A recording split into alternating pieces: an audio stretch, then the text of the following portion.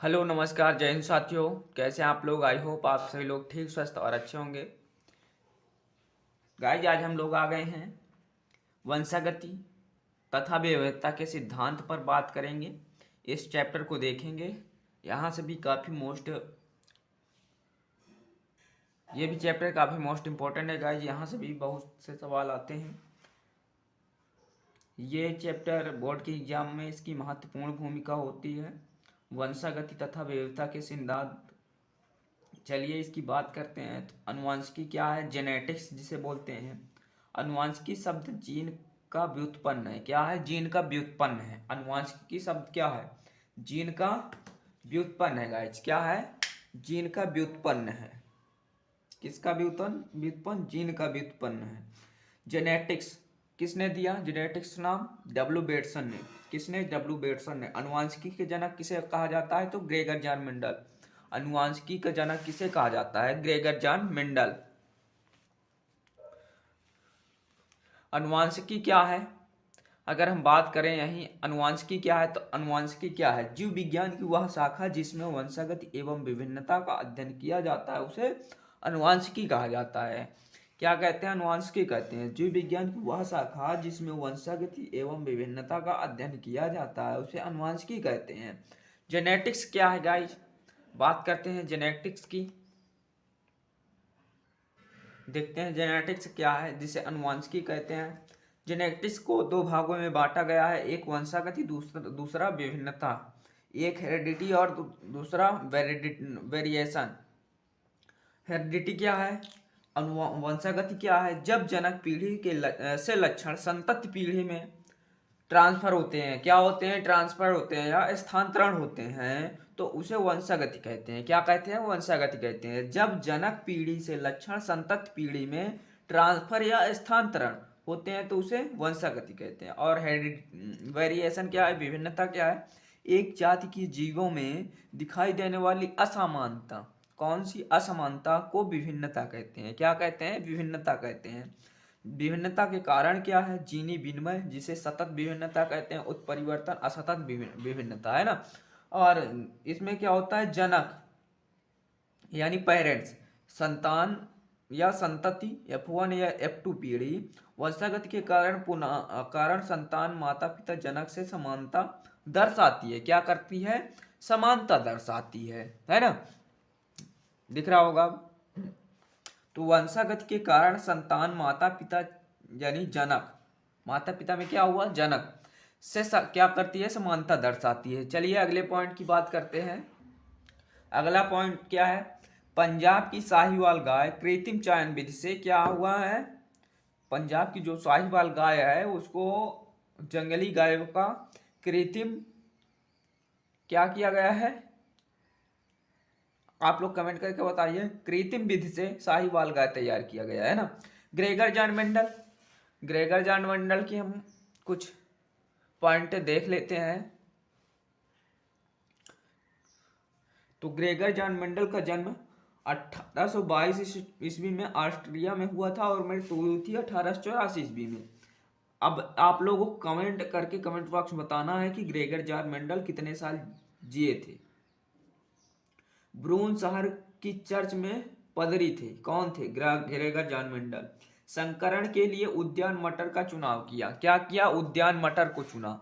संकरण के लिए आप लोग कमेंट करके कमेंट बॉक्स में बताइएगा। संकरण के लिए ग्रेगर जॉन मेंडल ने मटर का पौधा ही क्यों चुना और क्यों और दूसरा पौधा क्यों नहीं चुना? तो आप लोग कमेंट करके कमेंट बॉक्स में इसको बताइएगा। उसने प्रयोग 1856 से 1863 वर्ष तक किया। यानी कितने वर्ष किया? 7 वर्षों तक लगातार किया ना। उद्यान मटर के लक्षण 7 होते हैं है ना। जैसे तने का आकार, तने का रंग, आगे हम लोग बात करेंगे कौन कौन से है 7। अभी यहाँ शॉर्टकट में क्वेश्चन पूछ लेता है उद्यान मटर के लक्षण कितने प्रकार के होते हैं या किन किन कौन कौन से होते हैं? तो वंशागत या आनुवंशिकता के नियम क्या है? पृथक्करण का नियम, प्रभाविता का नियम और स्वतंत्र अव्यूहन का नियम। पृथक्करण का नियम, प्रभाविता का नियम और स्वतंत्र अव्यूहन का नियम है ना। दिख रहा होगा आप लोग। मेंडल ने उद्यान मटर का चुनाव क्यों किया? अब यहाँ देखते हैं हम लोग, जैसे वहां ऊपर देखे थे, हमने आप लोगों से क्वेश्चन पूछा कि मेंडल ने उद्यान मटर उद्यान मटर का पौधा ही क्यों चुना। तो यहाँ देखते हैं कि क्यों चुना, मेंडल ने उद्यान मटर का चुनाव क्यों किया। मटर एक वर्षीय एवं शाक छोटा पादप होता है। क्या होता है? मटर एक पौधी मटर मटर एक वर्षीय एवं शाक या छोटा पादप होता है, इसलिए कम समय में अनेक पीढ़ियों का अध्ययन किया जा सकते हैं या कर सकते हैं, है ना। मटर एक वर्षीय एवं शाक या छोटा पादप होता है, इसलिए कम समय में अनेक पीढ़ियों का अध्ययन कर सकते हैं। दूसरा पॉइंट देखते हैं गाइज। दूसरा पॉइंट क्या है? उद्यान मटर का पुष्प द्विलिंगी होता है। कैसा होता है? द्विलिंगी होता है, जिसके कारण प्राकृतिक रूप से इसमें स्वपरागण हो सकता है। उद्यान मटर का पुष्प द्विलिंगी होता है, जिसके मतलब द्विलिंगी कैसे, हम आप लोगों को विस्तार से थोड़ा बताने का प्रयास कर रहा हूं।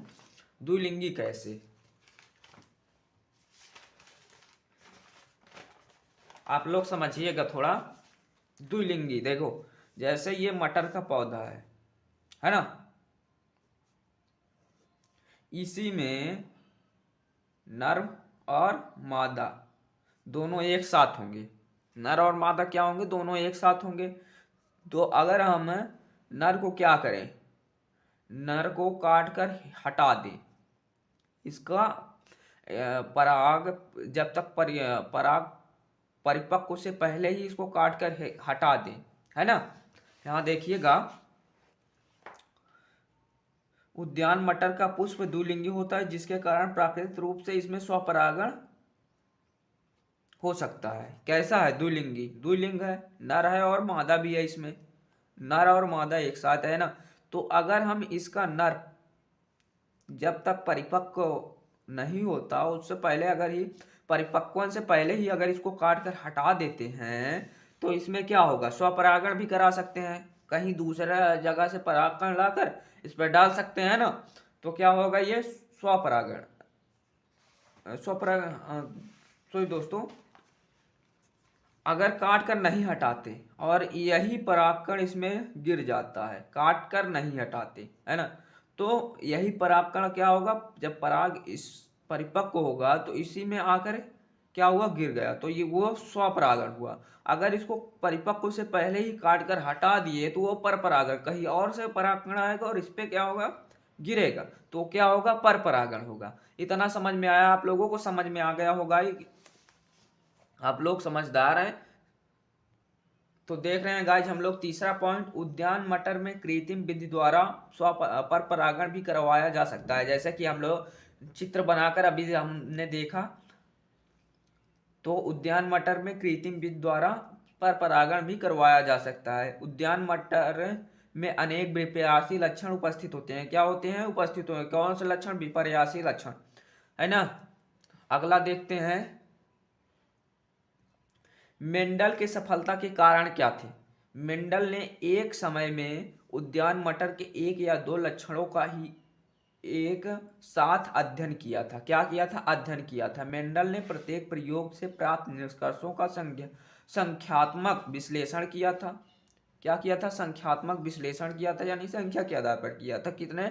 7। जैसे हमने बताया आप लोगों को, मेंडल भाग्यशाली रहे क्योंकि उन्होंने उद्यान मटर चुना। क्या रहे? भाग्यशाली रहे। अगर अगर कोई दूसरा पौधा चुनते, मान लो नीम का पौधा ले लेते हैं, महुआ का ले लेते हैं और अरहर का ले लेते, तो उन्हें बहुत समय लगता। अरहर का भी लेते तो काफी समय लगता, है ना। मेंडल भाग्यशाली रहे क्योंकि उन्होंने उद्यान मटर को ही चुना। अब देखते हैं कौन कौन 7 लक्षणों के आधार पर कौन कौन से थे। चार्ट के माध्यम से देखेंगे गाइज हम लोग। जैसे उद्यान मटर के 7 लक्षण। प्रभावी लक्षण कौन थे? अप्रभावी लक्षण थे। तो पहला लक्षण क्या है? तने की ऊंचाई के आधार पर। प्रभावी कौन सा है? लंबा। अप्रभावी बौना, बीज का आकार गोलाकार। अप्रभावी झुर्रीदार, बीज का रंग पीला। अप्रभावी हरा, फली का आकार फूली हुई। और अप्रभावी संकुचित, फली का रंग हरा और अप्रभावी पीला। पुष्प की स्थिति अच्छी और अप्रभावी अव्यस्त, यानी अव्यवस्थित की मतलब व्यवस्थित नहीं। पुष्प का रंग बैगनी, नहीं दिख रहा होगा। पुष्प का रंग बैगनी, पर कौन सा प्रभावी और अप्रभावी सफेद। तो आशा नहीं, हमें पूर्ण विश्वास है कि आप लोगों को यह क्लास समझ में आई होगी। अगर समझ में आई है गाइस तो आप लोग वीडियो को लाइक, और चैनल पर पहली बार आए हो तो चैनल को जरूर सब्सक्राइब करिएगा। आप लोगों को इसी तरह की क्लासेस पर डे मिलती रहेगी। तो चलिए मिलेंगे नेक्स्ट क्लास में गाइस, तब तक के लिए सभी दोस्तों को थैंक यू, जय हिंद।